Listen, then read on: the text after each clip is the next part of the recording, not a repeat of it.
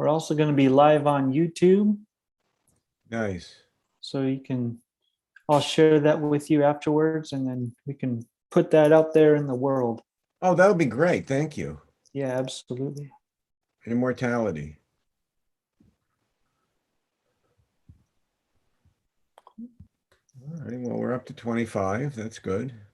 Yeah, it'll keep ticking. I'll just get going, and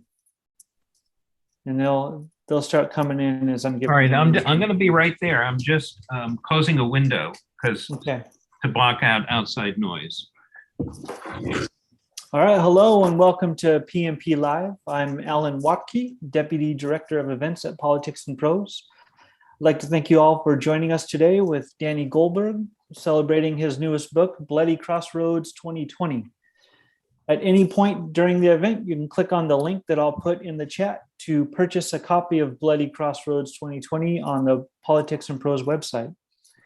You can ask Danny a question by clicking on the Q&A chat, which can be found near the bottom of your screen. And we will get to the audience questions towards the end of the reading, and we'll try to get to all of your questions, but apologize if we are unable to and run out of time. Also, for this event, closed captions is available if you click on the CC link right next to the Q&A button at the bottom of your screen. Finally, we want to thank you all for being here with us today. We're so thankful to our family of loyal customers, keeping politics and prose afloat.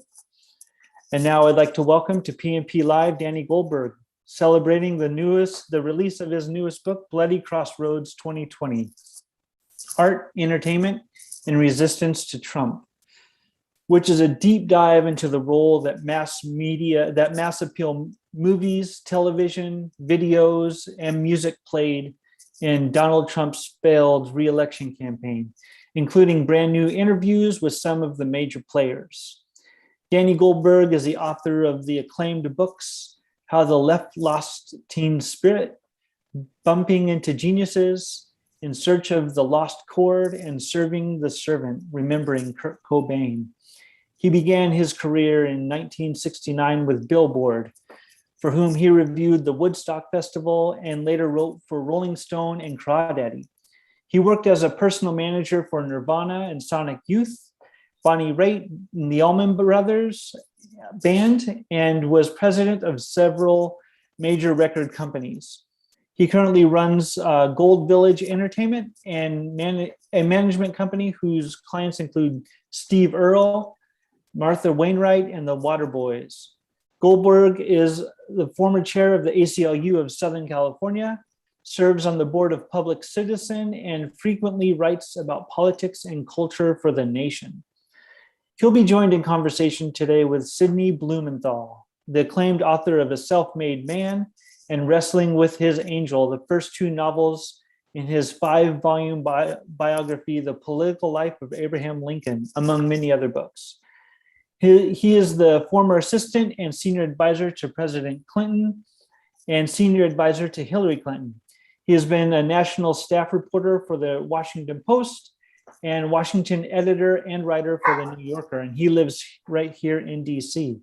So without further ado, please welcome to PMP Live, Danny Goldberg and Sidney Blumenthal. Hello and welcome. Thank you. It's my great pleasure to be here with my old friend, Danny. We have known each other for many years, and Danny has an incredible contribution to make to the understanding of our time with this book. There are a pile of books about Trump now. If there's ever a Trump library, and Danny's is unique among them.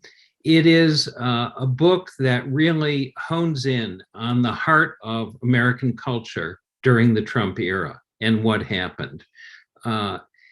And as we've learned in this last election, it's the culture, stupid or not. Danny's book is an indispensable history that would have gone unchronicled if not for Danny. He has a unique angle of vision, given his background in music, in the culture and activism. It is a singular contribution to understanding not only our recent past and putting it into perspective, but necessary as we go forward. Only Danny did this, and only Danny could have done this.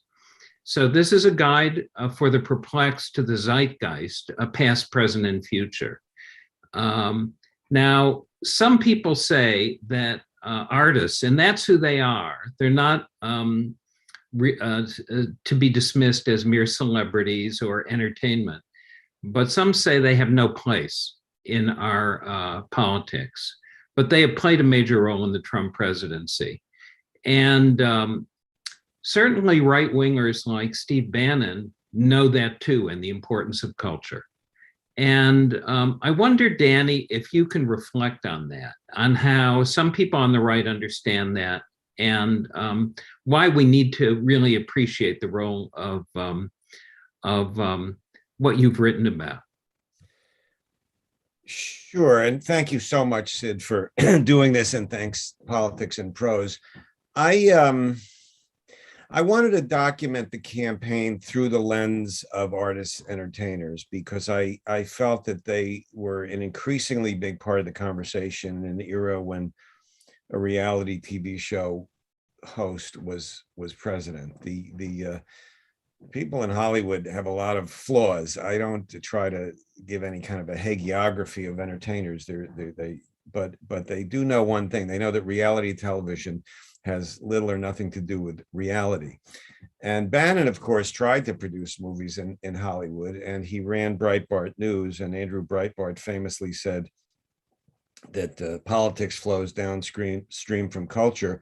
And the right recognized from the beginning that the populist ability of people who were artists, entertainers, who have their own fan base, that they were a threat, because they reached into the emotional world that conventional political communication doesn't always reach. And Breitbart assigned 3 writers just to cover actors and singers and celebrities during the campaign, to refute everything that Meryl Streep or Cardi B or Madonna or Taylor Swift or Robert De Niro would say on a daily basis. So I think that the victory in 2020, and that's what the book is trying to do, is to document a victory so that there can be some clues from that victory that can be useful going forward. We don't have that many victories. We certainly we didn't have that many a couple of weeks ago, but that was a victory. And the only chance of getting anything useful done and avoiding fascism is to keep a strong supermajority of people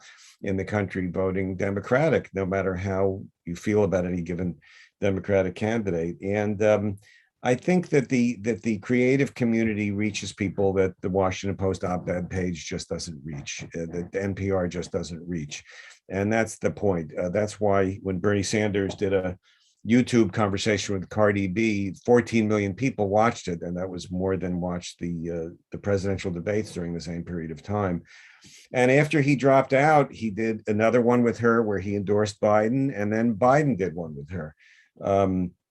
That doesn't mean she's a perfect spokesman for America, but she reaches people that the Democrats don't otherwise reach. And there's a sort of the conversation going on in the culture goes on multiple levels, and one of them is sort of in the dream world that artists traffic in. Yeah, well, Trump himself is a figure out of the entertainment industry. Oh, 100%. He was on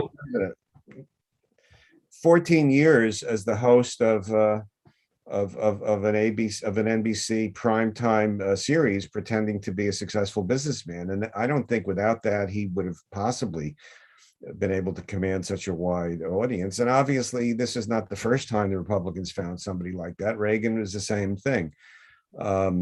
So they are more. They've had more success with this technique, but in the creative community writ large, 75% lean to the left. And they're not an easy community to organize. Each artist is an individualist. They don't like being told what to do or sticking to exact talking points most of the time.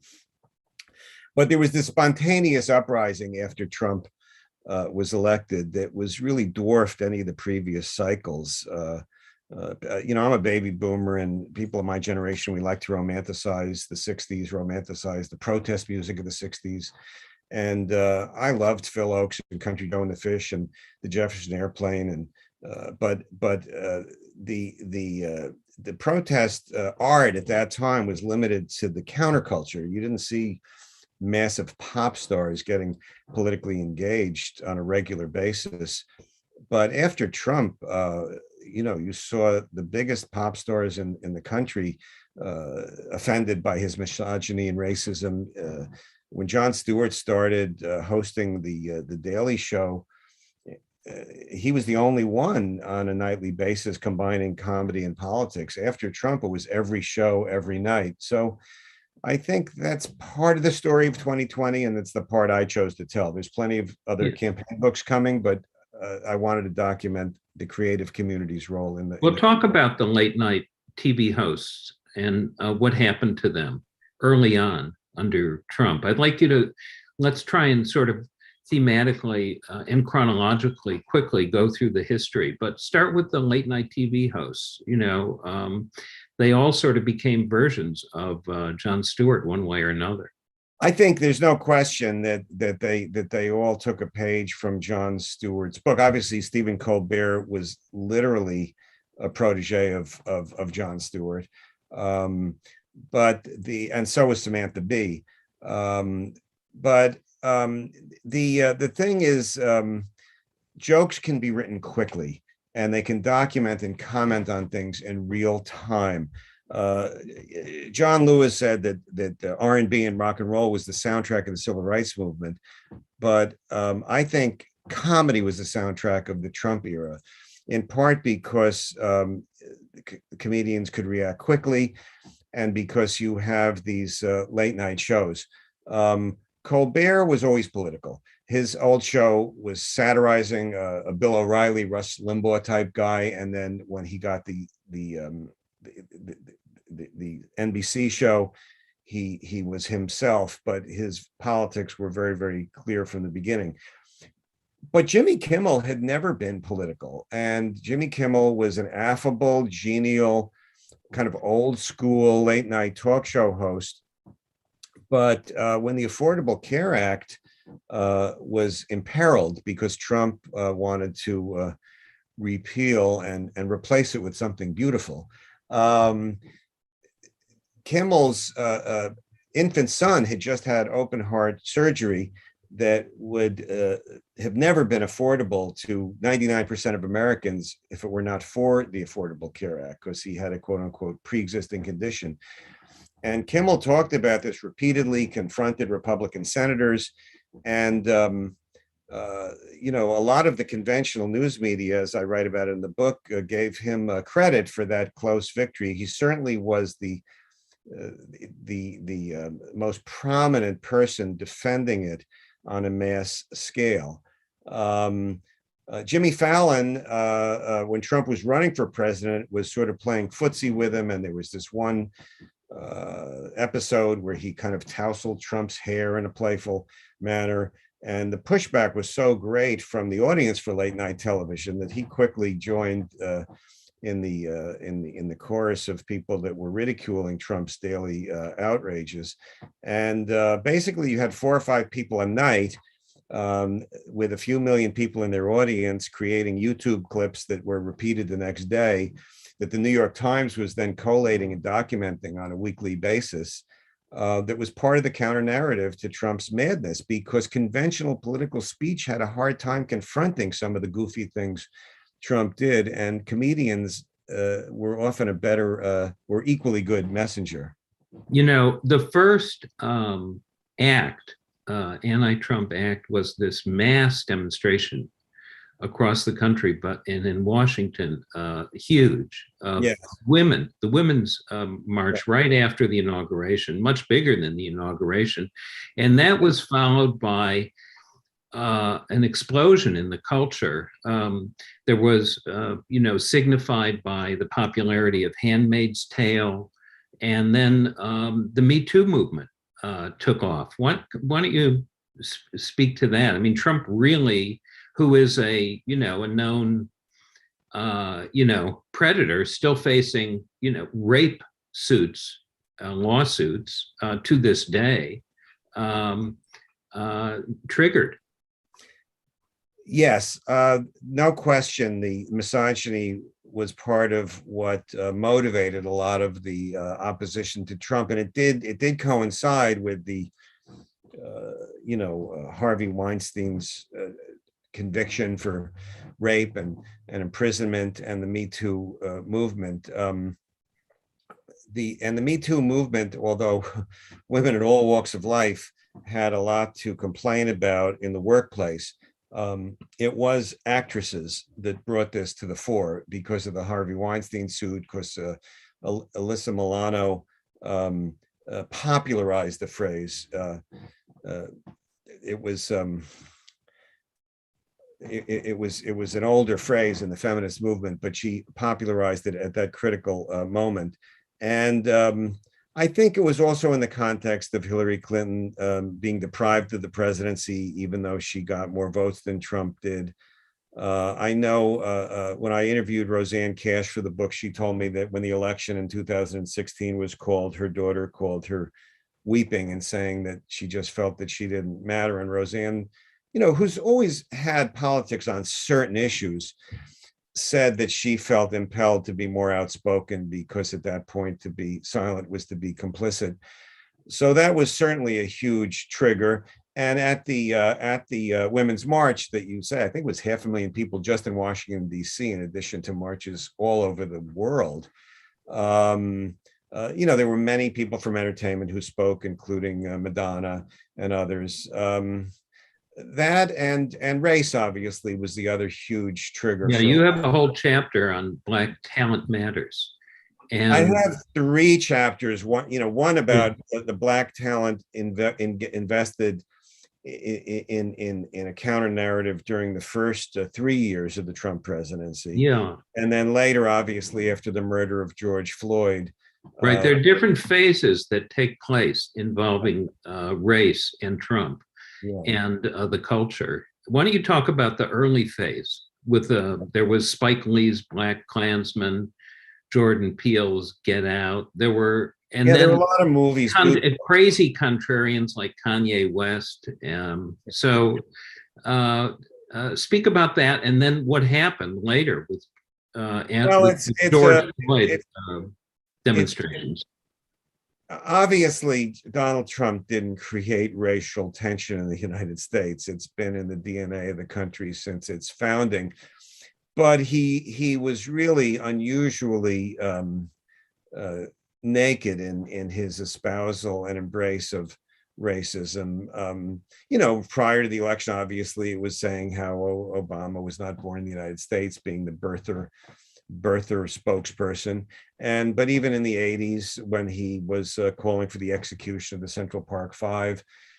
And, one thing that happened in 2020, just to jump around in time a bit, is that Ava DuVernay produced a miniseries on HBO about the Central Park Five, a dramatization that included real footage of Trump in the mid 80s, calling for the death of these teenagers who were later exonerated because someone else confessed to the crime. But there were different waves. Certainly the Black comedians like Chris Rock, Wanda Sykes, many others were very out. David Chappelle were very outspoken. Then there were a number of films, a number of different series on the streaming services. And then as the election year came, you had you had both the George Floyd thing and COVID, and you had a very wide range. Now, that doesn't mean everyone who was Black was against Trump. As you say, Kanye West was a contrarian within the community, and there were a couple of others. But it was a small percentage. I'd say 90+% of Black artists were against Trump, which meant they were for Biden. Yeah. So one other thing that was had happened before was that the award ceremonies for the Academy Awards, for the Emmys, for the Grammys, became platforms for people to make statements. And this had happened before, all the way back to Marlon Brando about Native Americans, but this was something else. And it became a theater unto itself, with Trump responding. You know, he lost in the award ceremony to Meryl Streep, for sure. Why don't you speak about how this developed? Meryl Streep, who, again, not someone who'd been particularly political. She'd occasionally associated herself with certain issues, environmental issues and other things like that, but was so horrified by his anti-Muslim comments and his other comments about immigrants, particularly, you know, from Latin America, that she criticized him at a Golden Globes, and Trump immediately tweeted and referred to her as a overrated, which for a 3-time Academy Award winner was kind of an amusing comment to fans of great acting. Trump was obsessed. You know, he was constantly responding to entertainers. He attacked Lady Gaga. He attacked Jane Fonda. You know, he particularly liked going after women.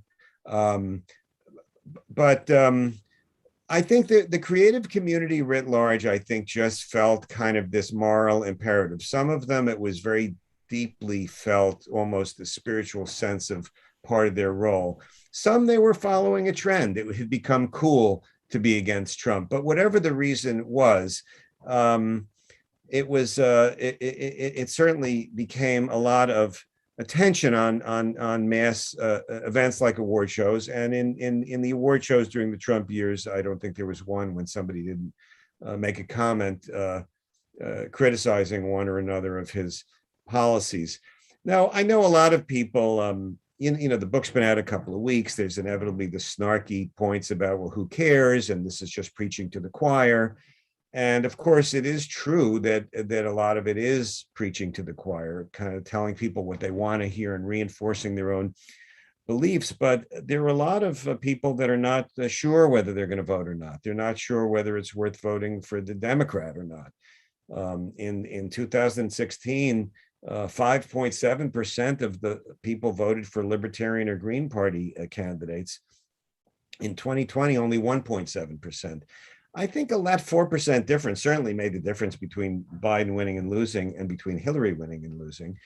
I also think that a lot of those people are very suspicious of conventional political communication, but they react to kind of an atmosphere in the culture and a sense of urgency in the culture. So I think that's where artists contributed to the election year, was in terms of adding to the intensity and urgency among people that weren't always going to vote. And of course, it was by far the biggest turnout ever, and by far the biggest turnout from younger people, who were a disproportionate share of the entertainment audience and who overwhelmingly vote Democratic. Yeah, you know, you mentioned Trump attacking you know, Meryl Streep as being overrated. He's always been jealous of people who win awards, and constantly talks about how he should have gotten an Emmy for The Apprentice. He's very envious. He has his own inferiority complex, and his real talent is as an insult comedian, and yet he can't stand the other comedians, beginning with Kathy Griffin, who was a real casualty early on at the very beginning. Kathy Griffin did win a couple of Emmys, and Trump never won an Emmy. And when I was thinking about the extreme reaction to her that Trump had, I really feel that might have been part of it, just like what you said. But yeah, several months into his presidency, she posted a gag photo holding up a rubber mask of Trump with some ketchup on the bottom. And Trump and his minions decided to act as if this was a serious threat. I mean, it's kind of ironic in light of what Paul Gosar has just done. Well, in light of Trump threatening the assassination of Hillary Clinton during the 2016 campaign, calling on Second Amendment people. Yeah, right. But in any event, Melania posted that her son Barron was devastated by this gag photo, and Trump tweeted about it, and the entertainment arbiters of power were temporarily intimidated by this. It was almost a echo of the blacklisting of the McCarthy period. She had 25 stand-up shows that were canceled because promoters said they were worried about the disturbances. She was fired from CNN's New Year's Eve broadcast, which she'd been doing for years with Anderson Cooper. And Anderson Cooper, somewhat cravenly, in my opinion, issued a statement that he was appalled by this gag photo. The entertainment website, the TMZ, was run at that time. I think he still runs it by a guy named Harvey Levin, who had boasted in a piece in the Daily Beast that he considered himself a personal publicist for Trump.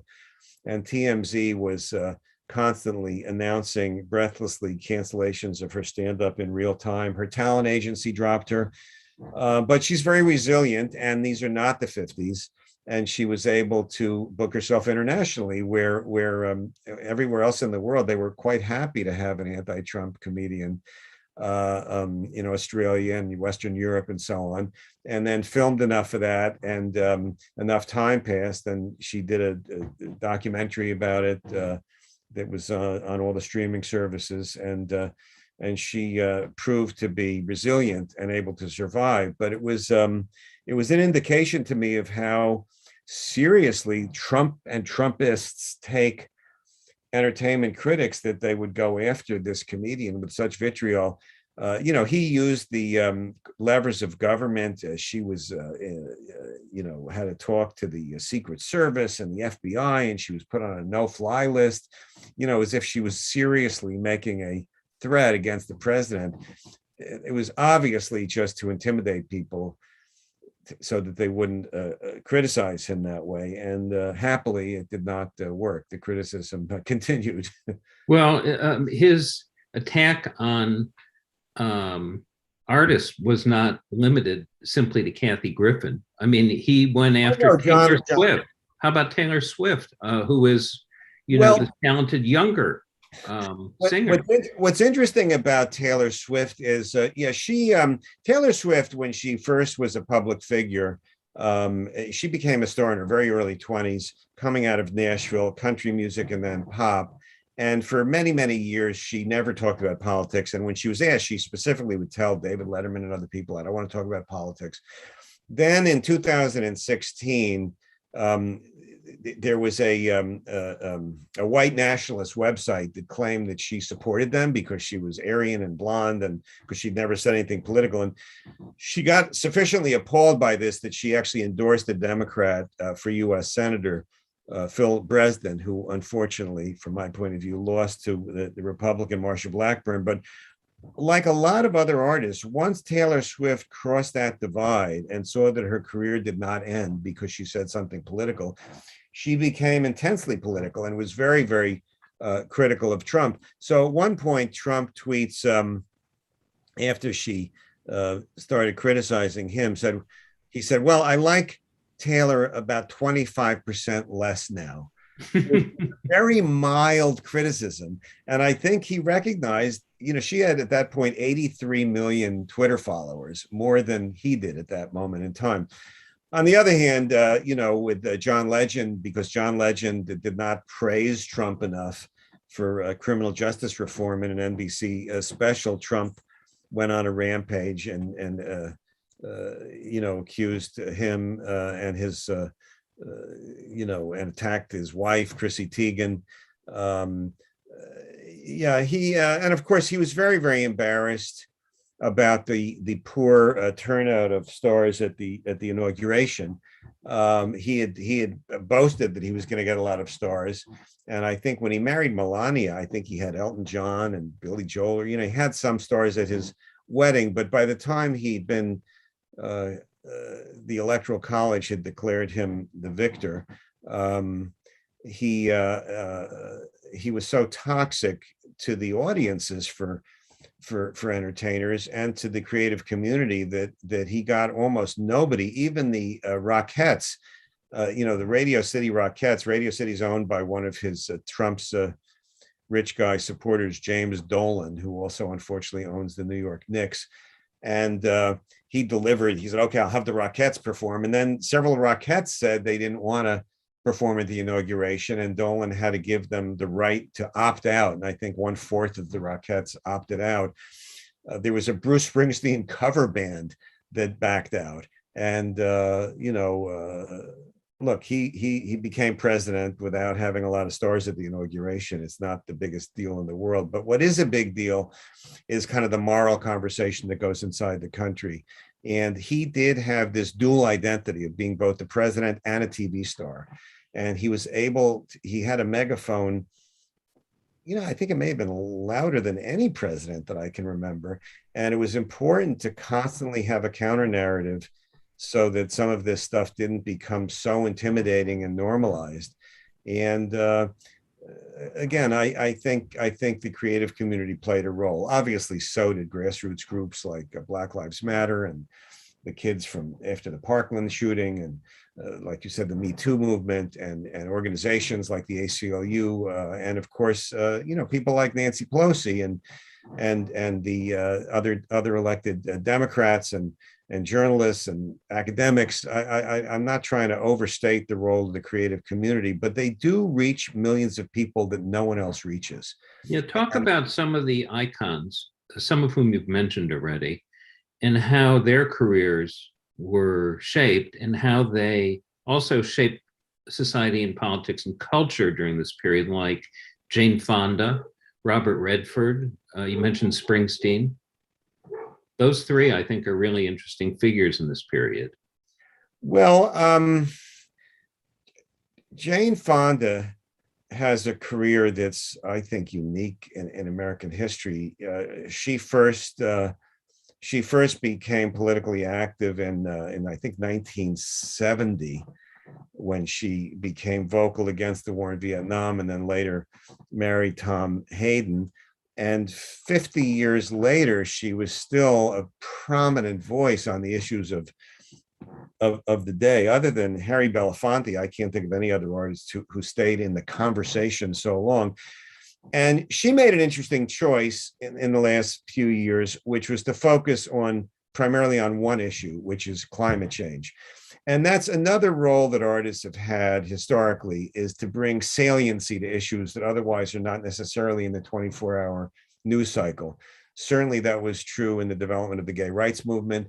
And I think it's been true on climate change. So she did series of civil disobedience things called Fire Drill Fridays, where she and a number of other actors like Ted Danson and others would get arrested to draw attention to the perils of reliance on fossil fuels and climate change. And she's still going strong doing that. There's dozens and dozens of YouTube videos she's done. And of course, Trump ridiculed her, in one of his rallies. I think in the case of Redford, he's always kind of been a more austere figure who doesn't weigh in anywhere as often as sort of the usual suspects. But and I think he actually supported local Republican candidates in Utah once or twice. He's not always a Democrat, but he's older than Fonda. I think he's 85. I think she's 81 or 82. He weighed in, though, during 2020 with kind of a long essay explaining why he felt it was important to publicly endorse Biden. He'd not been someone who typically made endorsements. Springsteen is, competing now with Jane Fonda for longevity. He's younger, so we'll see 10 years from now if he's still in the conversation. He could catch up. I first met him in 1970, in the end of 79, when he participated in something called the No Nukes concerts in New York, which something that Jackson Browne and others organized to protest the environmental. We were there with you, Danny. I forgot that. Yeah. So Springsteen turned 30 on the second of the nights of his performances. He headlined Madison Square Garden 2 of the 5 nights. And he just released in the last few weeks several outtakes, filmed outtakes from that concert. It's up on the different services, 40 some years later. And he'd already put out Born to Run and Darkness on the Edge of Town. He'd never said a word politically, and he felt turning 30, this was his moment. And boy, again, as with Taylor Swift, once he crossed that river, he never looked back. And in the ensuing 40 years, he's been involved with many issues, the way veterans are treated, setting up food banks, money to raise for local food banks in his concerts. Only occasionally weighed in on elections. He did weigh in 2004 and headlined a number of concerts to support John Kerry's unsuccessful campaign to beat George W. Bush. But again, far more intensity in 2020. He after George, when the COVID happened, he started a radio show for Sirius XM and regularly commented on politics, regularly commented on Trump.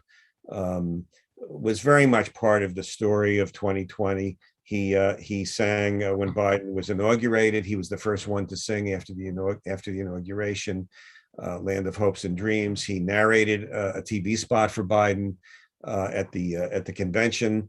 On the first night, they played a Springsteen song in the background early on, and he was a very articulate and eloquent advocate for Biden versus Trump, and a critic of Trump's excesses. Particularly was horrified by Trump's use of the military to disperse protesters so he could take a picture in front of a church holding a Bible upside down. Springsteen is able to reach people emotionally. Not everybody who's a Bruce Springsteen fan is a Democrat. He told me that there are members of his own family that he knows that voted for Trump. But he has a moral authority, I think, with some of his fans. Again, he adds to that sense of urgency. Look, Chris Christie is this fanatic Bruce Springsteen fan.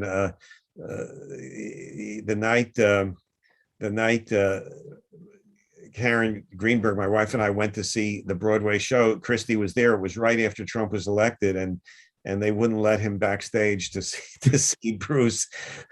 They only let him meet Bruce once. Bruce only met him once during when he did stuff supportive of Obama post Hurricane Sandy. So this is somebody who, along with his longtime manager John Landau, has thought carefully about how to manage his public persona, stay faithful to his primary identity, which is as an artist. He's not remotely a full-time activist, but he lets his audience know how he feels, and he frames it in moral terms that I think is a valuable part of the conversation. Well, and I have a lot more to ask you, Danny. I have a lot more to ask you, but there are a lot of other people who have questions. So we're going to open it up to Q&A. And let's see what people have to ask here. I want to, let's see here. I have a number of questions.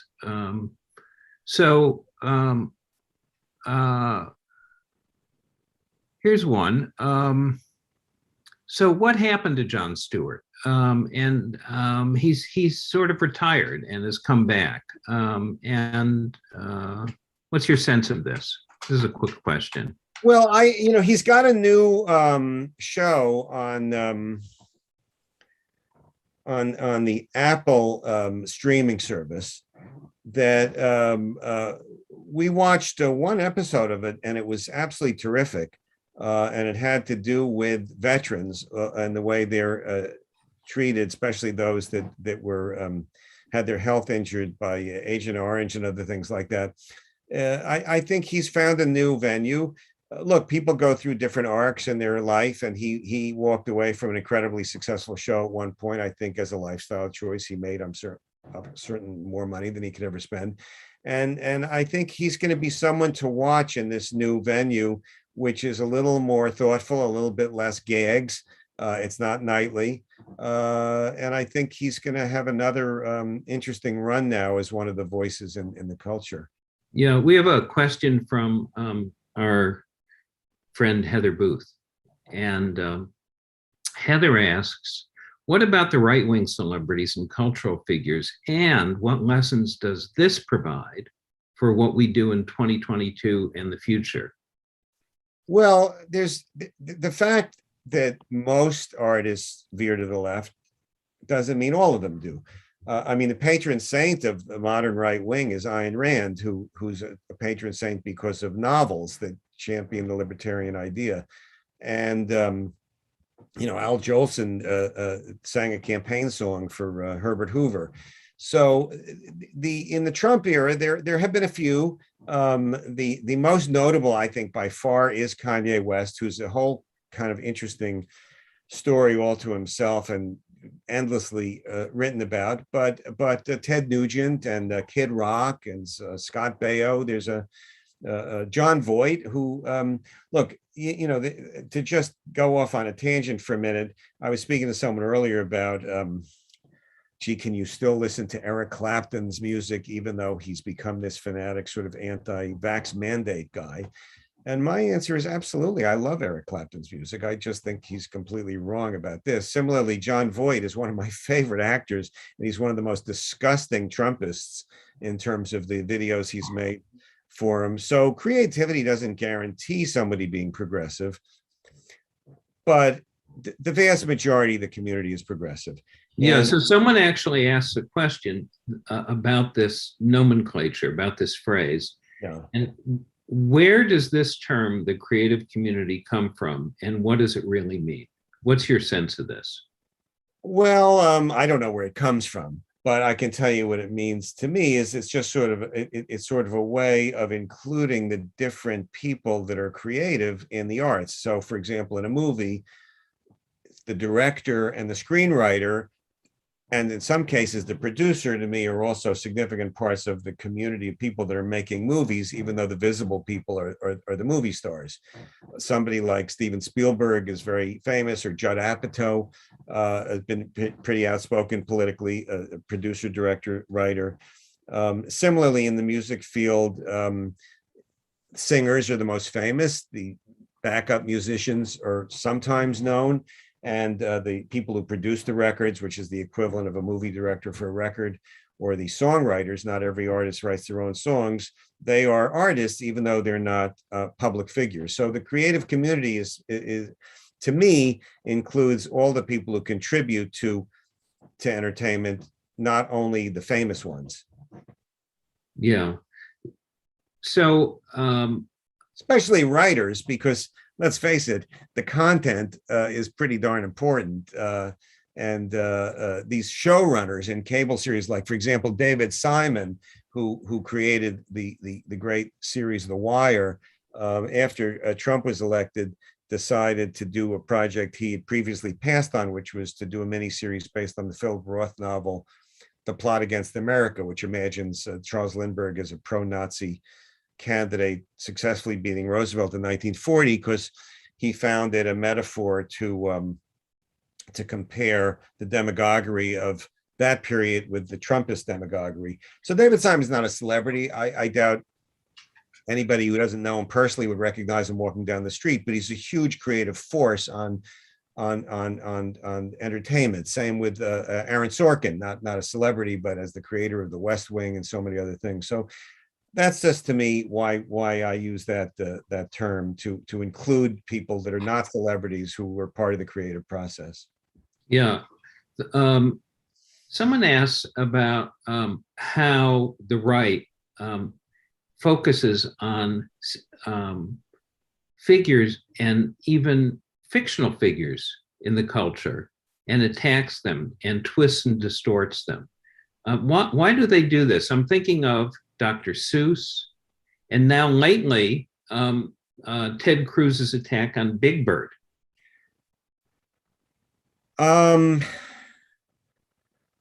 It's hard to know exactly why. One reason for sure is that it gets media attention, is that Ted Cruz is, who's, a senator and, party that doesn't control the Senate, hopes to be president someday, wants us talking about him as much as possible, wants the people on the evening news talking about him. And he's long used showbiz references to get more attention. This latest thing with Big Bird is not the first time. He was continually quoting saying how much he loved the movie The Princess Bride. And he would quote Mandy Patinkin's famous line playing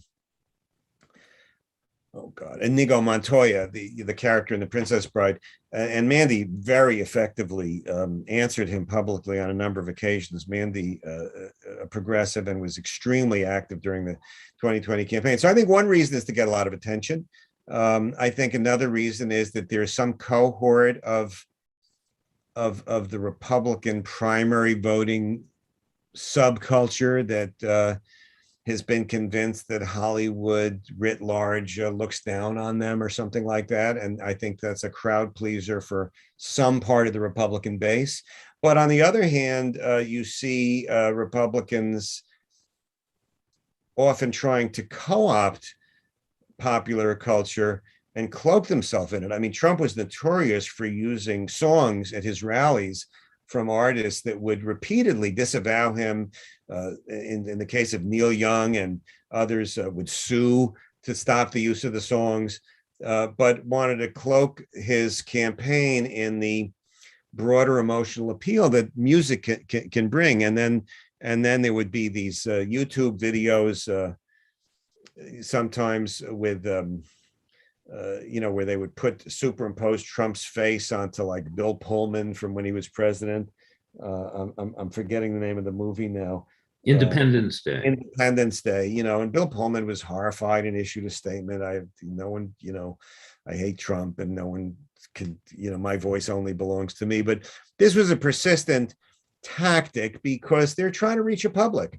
And these cultural memes, whether it's clips from a movie or a melody or a groove, reach people's kind of emotional headspace, and that's why advertisers use songs to sell products, or movies use famous songs to show a romance or something like that.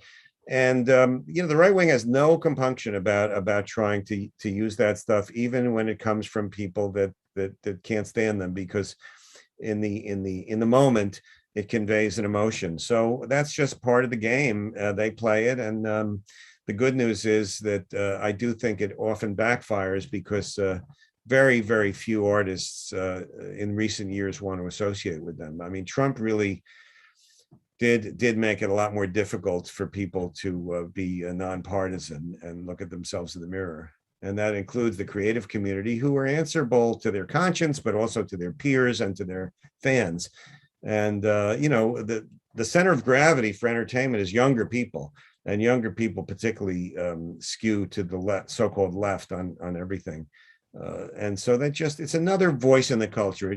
I think the mainstream news media pulls the culture a little bit to the right. I think the show business culture pulls it a little bit to the left.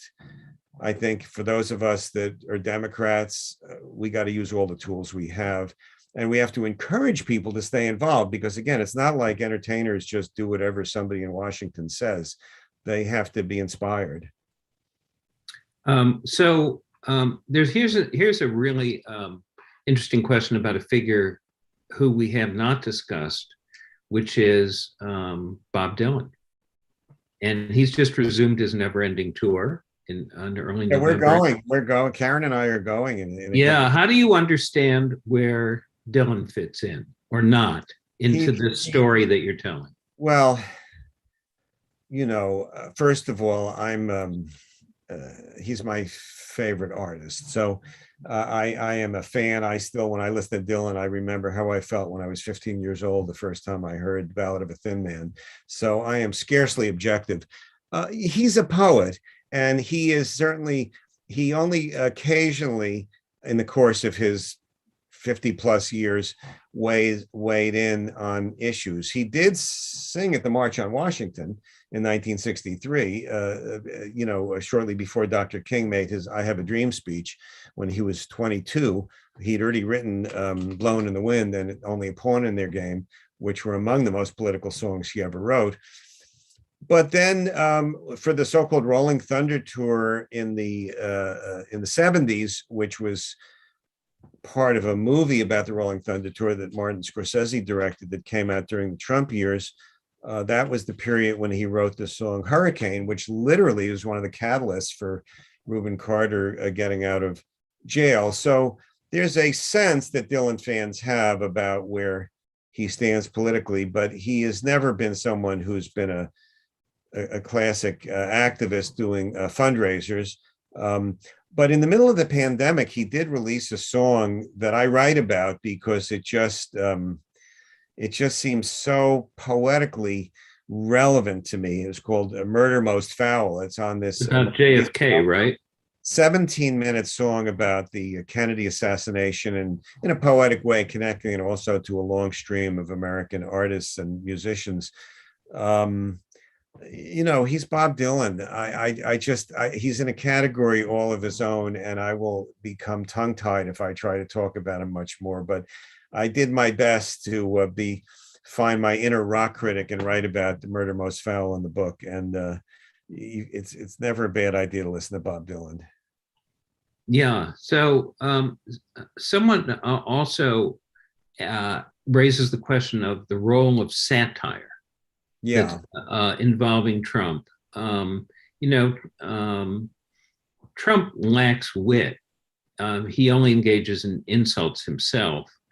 And there was a lot of satire about Trump. And I wonder if it provided insight into Trump. It can be stinging, or whether or not it was too soft, and whether or not where satire goes from post-insurrection. To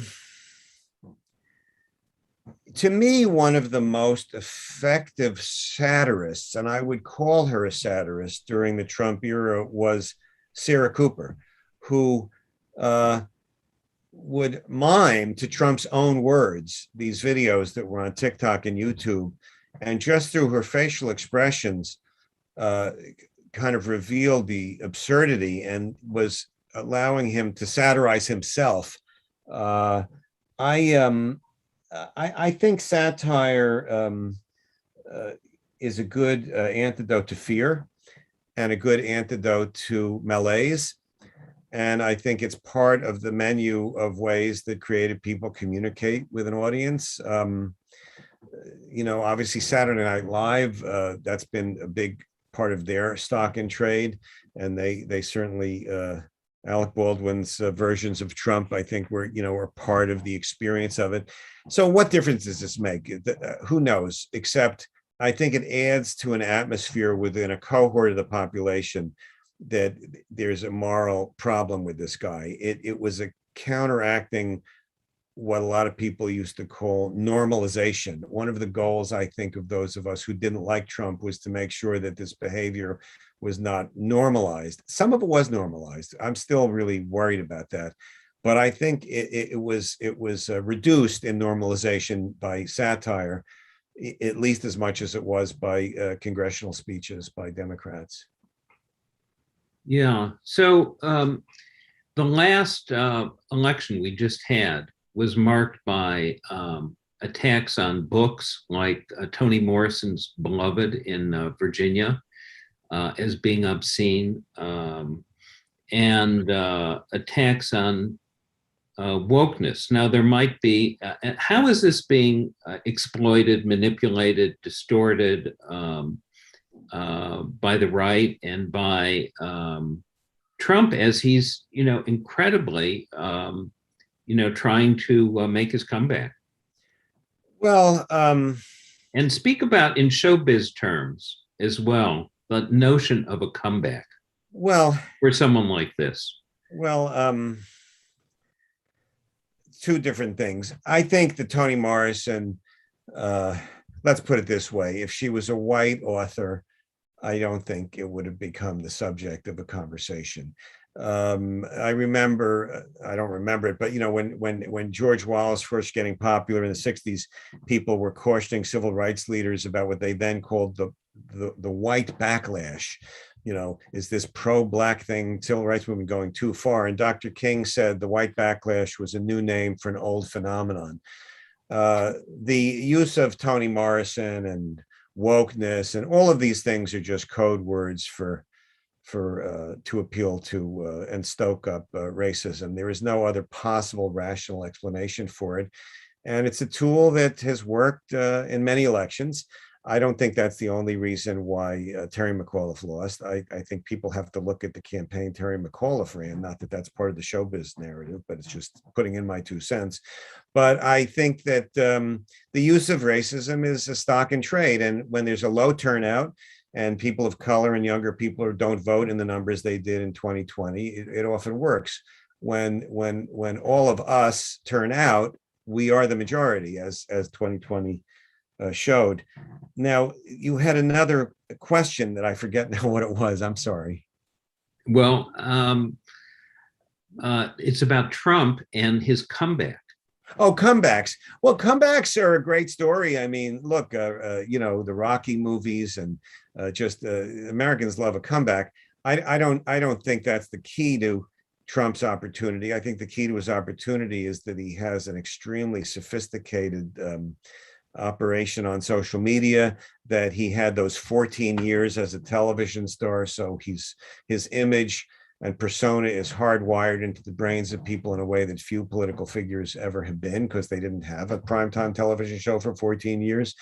And that it would be foolish to assume he can't win again.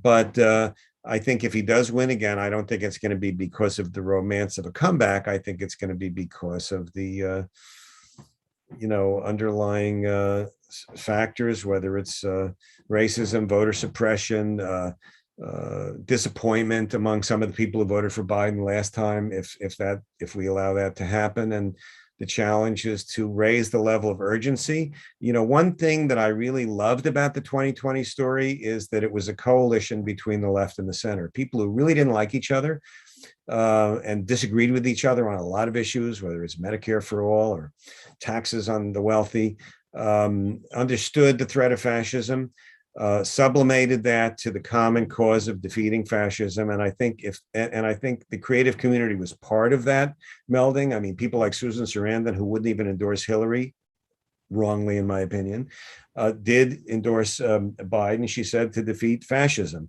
And I think that that's the key, because Trump is certainly, even if Trump doesn't run again, if he has a health problem or something where he can't run again, there's going to be a Trumpist running on a Trumpist platform that's going to have a big advantage because of the sort of psychological condition of most of the Republican voters. And the challenge is to motivate the majority that's anti-fascist. That happened in 2020. It's not easy to do, but we did it once. That's part of why I wrote the book, was just to document the victory. I swear, if Trump had won, I don't think I could have possibly published the book. It would have been too depressing a tale. But now I think it documents one of the strains in the culture that created that victory. And we've got to learn from that and have more victories. That's the only thing I can say, whether Trump runs again or not. But yeah, there'll be some romance, I'm sure, to his fans about the idea of a comeback, but it's not going to make people who otherwise hate Trump suddenly like him because he's trying to make a comeback. I'm going to ask you only 2 more questions. One about Trump and one about yourself. And the first one is Trump indispensable? Is he, do you require a Trump in order to have Trumpism? Someone who really is so deep into people's psyches and the culture and has this entertainment background. It's hard to replace a Trump. What do you think about that? No, I agree. I think that the philosophy is there. The financial support for a libertarian nightmare is there. But there's only one Donald Trump, in the sense of just what you said, that he had more than a decade on primetime network television. He is, I I think, not going to be possible to replace, although people will try to replicate what worked for him. They're not going to have the tremendous advantage that he had of already being an extremely famous public figure. All right, so here's the last question from a questioner. What's a boring fact about you, Danny? You're not too boring. Oh, goodness. What's ordinary about you, Danny? You know, About your life? I don't really know how to answer that question. I'm flattered. I guess there's a compliment somewhere in there, but you know, everybody's life, whatever your role is in the world, we have so much in common. You know, we know we're not going to live forever. We see, you know, we get sick, we get depressed, we our hair starts to turn gray. I mean, you know, we're all much more the same than we are different, and that includes me. You know, we're all in this together in the cosmic sense of things. So I don't know. I'm awfully prone to bad moods sometimes when I'm worried that no one's going to read the book. So that's certainly. So let me end on that note. One thing that's pretty ordinary. All right, let me end on that note before you get depressed. Everybody on this podcast, please buy this book. It's a fascinating book. It's a unique book. There's nothing like it. And it provides a completely unusual and essential view of the period we've been through and an understanding to help us go forward. So thank you very much, Danny. Well, I want to thank you, Sid. You have been, long before we met, and we did meet a long time ago, and it means a lot to me. But before we met, I was an admirer of yours, your books, The Permanent Campaign, and your writing first for the New Republic. You were so far ahead of your time in identifying the nature of these monsters that control the executive branch during the Trump era. And while you're getting my book, you better Google Sid's books. And the Lincoln biography is mind-blowing. You think you know everything about Lincoln, you don't. And I can't wait for the 4th volume, but I urge everyone, after you order my book, order the first 3 volumes of Sid's Life of Lincoln. Well, we could go forever, and there are many more questions from people, and I hope they get in touch with you about it. Read the book, and thanks again, Danny. Thanks, and thanks to Politics and Prose. Yeah, thank you so much, Danny. And Sid, you did such a fantastic job. It was great having you both on here in support of Danny's amazing book, Bloody Crossroads 2020. The link is in that chat. So just click on that. It'll take you straight to Politics and Prose. And then you could look up Sidney's books as well, because we have all of those. So please do look up those books, purchase them. Thank you both again so much for being here, and everyone for joining us. It's your support that's keeping us going. So to everyone out there, stay well and stay well read.